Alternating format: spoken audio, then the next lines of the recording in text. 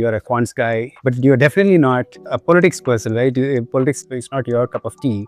You had some great results. You're the only participant who made fantastic predictions in Tamil Nadu. You're the topper in Tamil Nadu's results.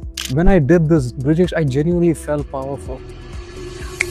Hi all, we are back with some great results from India Predicts 2026 Election Prediction Challenge. We've had some great participation, fantastic achievements by participants. Some of them are in par or even better than some of the greatest exit poll announcements that were made, right?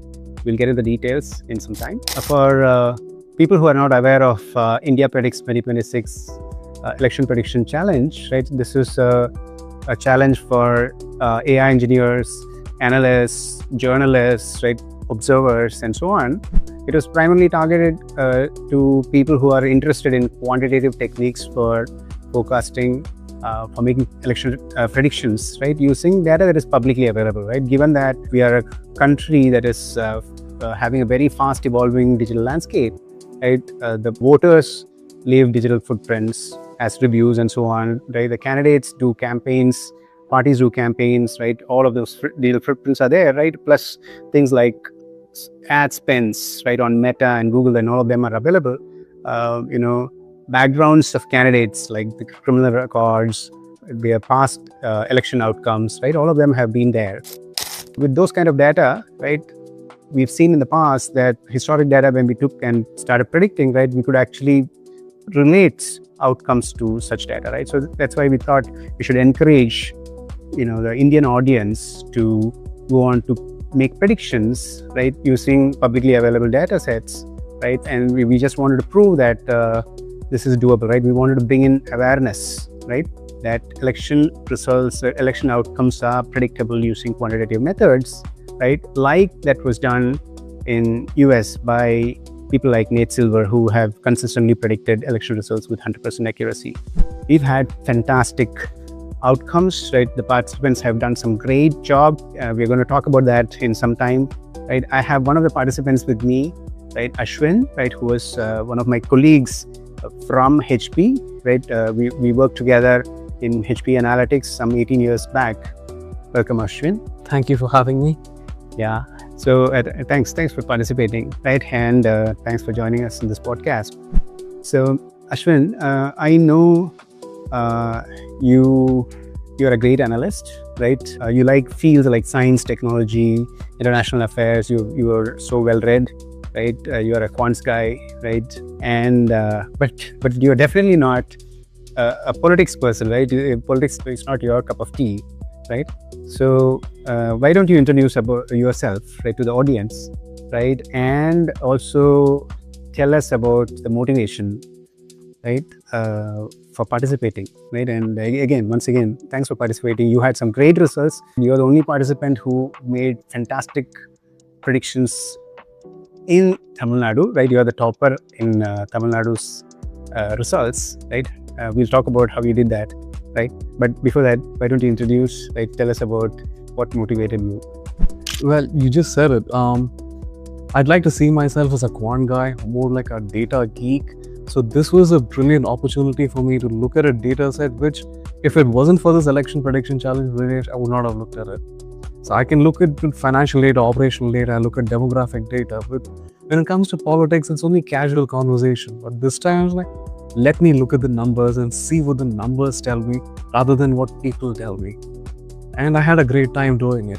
I really did. It was all about the journey rather than the destination for me.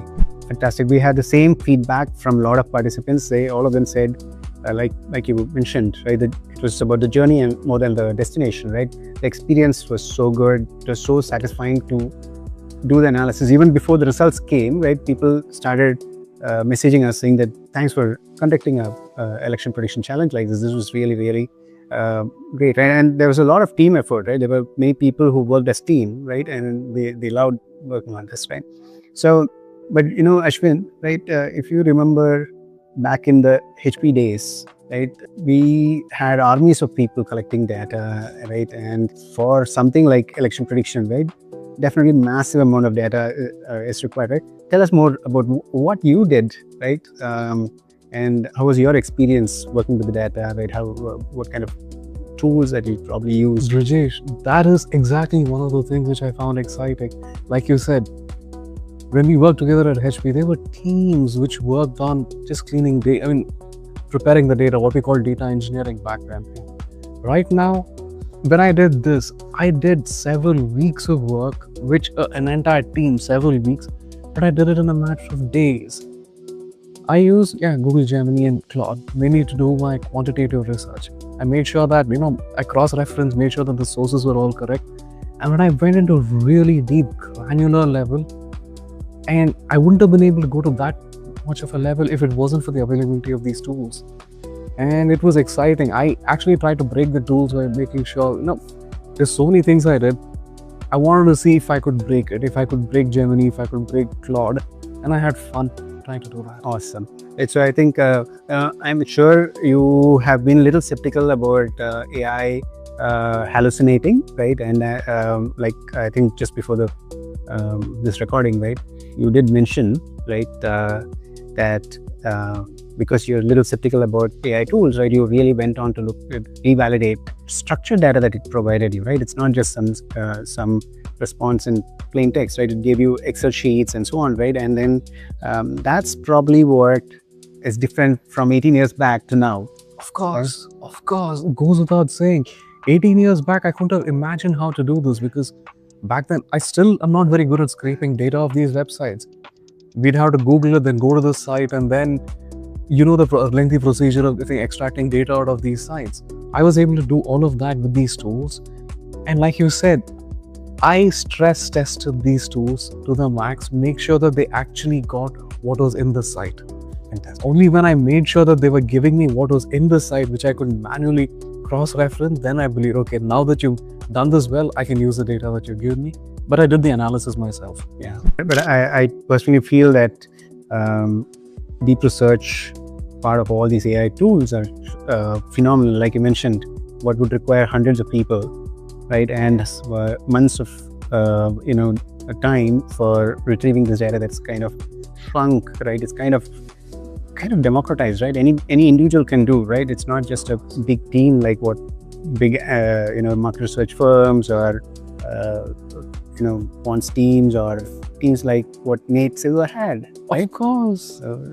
Just to echo what you said, when I did this, Brijesh, I genuinely felt powerful. Yeah. And what you said about democratizing was when I did this, I felt powerful. Certainly. I felt powerful, and I wish for more people to try the exact same thing so that they know that they don't have to make dogmatic decisions, that they can actually take evidence-based decisions, and these tools are really powerful. They're getting better. When you ask vague questions, they give you meaningful information. It's not they're giving you opinions. They're giving you information which can either validate your opinion or I can ask better questions.